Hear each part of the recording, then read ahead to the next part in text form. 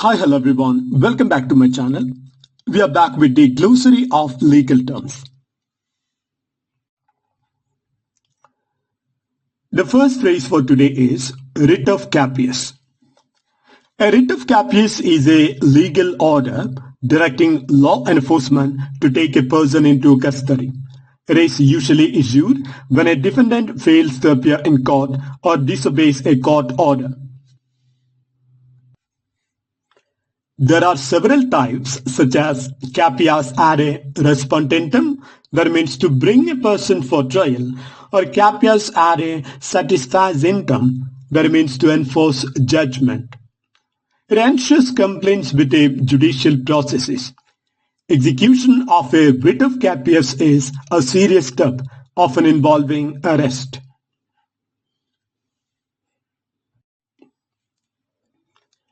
The next term is moratorium. A moratorium is a legal suspension or delay of obligations, particularly financial or legal duties. Governments or courts may impose it in times of crisis such as economic downturns, wars, or pandemics. It often applies to debt repayment, evictions, or enforcement of penalties. A moratorium provides temporary relief to affected parties while stabilizing conditions.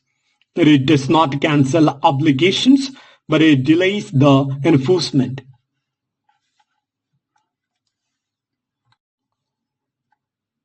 The next phrase is body corporate. A body corporate is a legal entity created by law, such as a company, cooperative society, or association.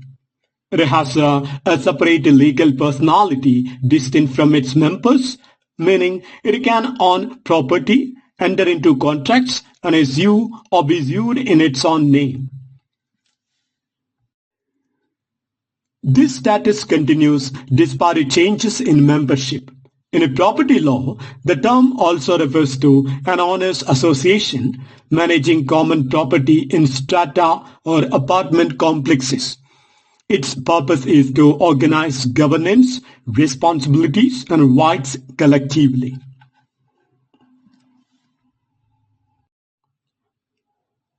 The next phrase is zoning certificate. A zoning certificate is an official document issued by a local authority confirming that a property complies with the current zoning laws. It is often required before construction, renovation, or change of property use.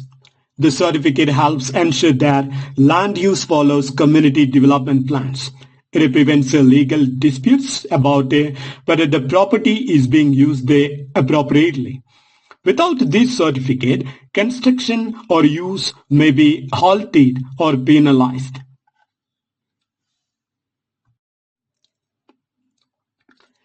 The next phrase is non-trust property. Non-trust property refers to assets that are not held within a legal trust arrangement. The trustee has no fiduciary duty to manage or distribute such property on behalf of beneficiaries. This distinction is crucial when separating personal assets from trust assets during estate planning or litigation. If mistakenly included, such property may complicate trust administration or become subject to disputes. Legally, courts often clarify the trust corpus to include non-trust property.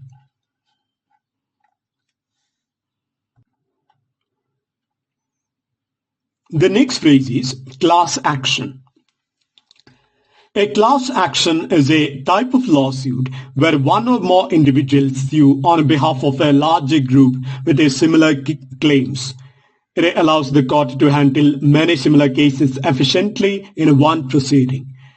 This mechanism is especially useful when individual claims are too small to pursue separately but significant collectively.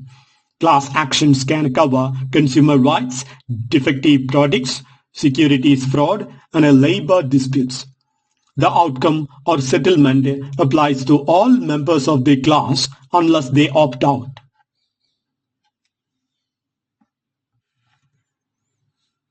The next phrase is net worth. Net worth is the total value of a person's or entity's assets after subtracting all liabilities. It reflects financial health and is often used to assess creditworthiness. For businesses, it represents shareholders' equity. Net worth may be positive, that is solvent, or negative, that is insolvent. It is significant in taxation, inheritance, and bankruptcy proceedings.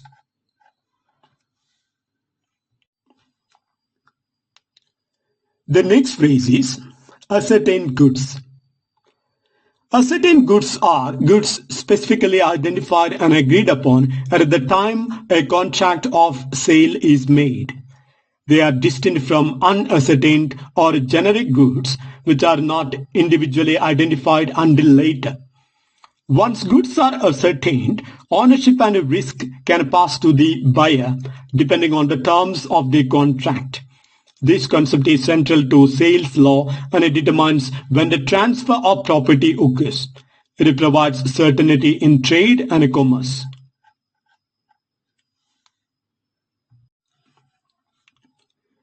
The next phrase is bona fide claim. A bona fide claim is a claim made in good faith with honest belief in its validity. It is not fraudulent, frivolous, or made with malicious intent. Such claims receive legal protection if they are later found to be unfounded. Courts often consider the claimant's intent and a reasonable basis for making the claim. Bona fide claims help ensure fairness and access to justice. The next term is exhibit. An exhibit is a document, object, or other piece of evidence presented in a court or administrative hearing. It is marked and formally entered into the record for consideration. Exhibits support a testimony and strengthen the case by providing tangible proof. They must meet admissibility requirements under evidence law. Judges and juries rely on exhibits to reach factual findings.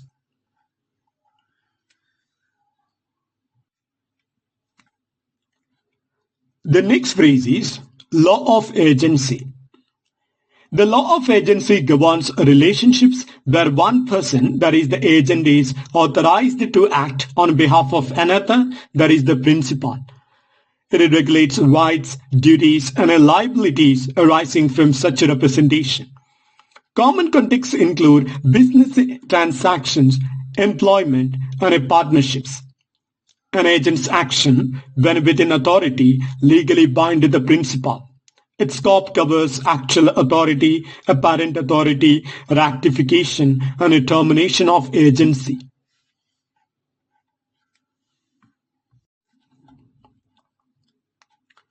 The next phrase is non-union employee. A non-union employee is a worker who is not part of a labor union or collective bargaining unit. These employees negotiate wages, benefits, and working conditions individually with the employer. They are not covered by union contracts but remain protected by general labor laws. They cannot be compelled to join a union in jurisdictions recognizing right to work principles. Employers must treat them fairly to avoid claims of discrimination or retaliation.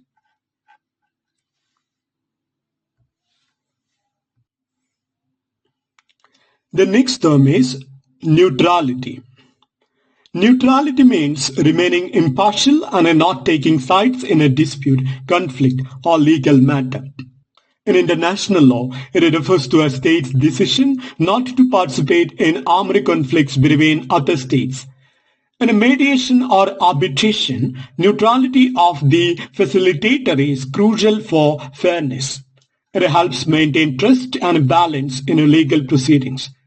Violation of neutrality can lead to loss of credibility or legal consequences. The next phrase is zoning jurisdiction. Zoning jurisdiction refers to the geographic area over which a local government has authority to regulate land use and development. It typically covers municipal limits or other designated areas where zoning ordinances apply. This jurisdiction determines how land can be used for residential, commercial, industrial, or agricultural purposes. It is crucial in city planning, growth management, and environmental protection. Disputes about a zoning jurisdiction can arise when overlapping authorities or annexations occur.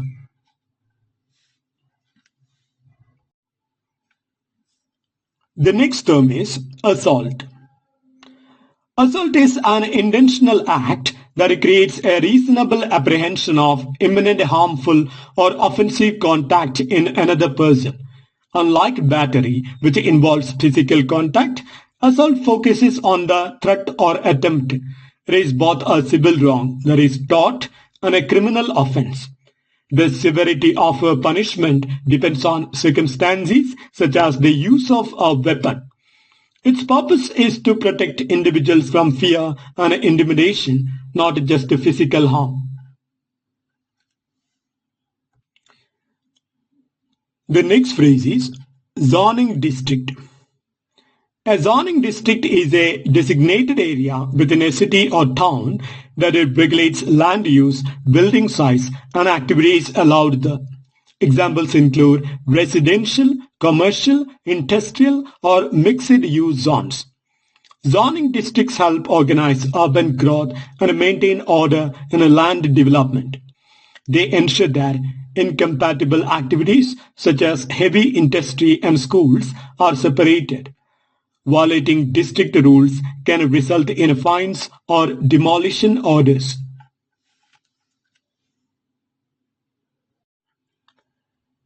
The next term is non-use. Non-use refers to the failure to exercise a legal right or property use for a specified period. It may result in the loss of certain rights such as easements under doctrines like abandonment or prescription. In intellectual property law, non-use can lead to cancellation of a trademark. In a contract law, prolonged non-use of benefits may affect enforceability. Courts examine intent and duration when deciding if rights are extinguished.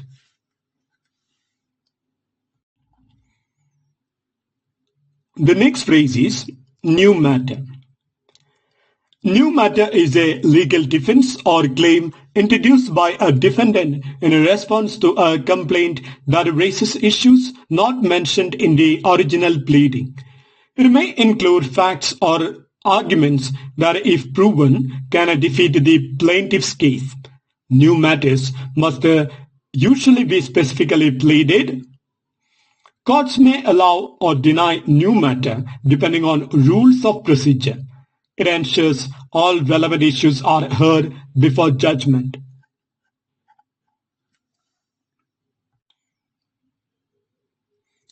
The next phrase is sanctioned officer. A sanctioned officer is one whose appointment or action has been officially approved by the competent authority. In a legal and administrative context, it refers to individuals authorized to exercise specific powers. Without sanction, their acts may lack legality or enforceability.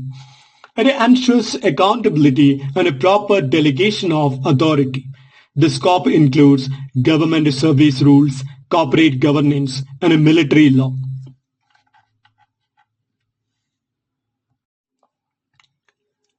The next phrase is motion to strike. A motion to strike seeks to remove certain parts of a pleading or evidence. It is used to eliminate irrelevant, scandalous, or improper material. Courts may grant it to narrow issues for trial. It helps ensure fairness and clarity in proceedings. Lawyers use it strategically to weaken the opponent's case.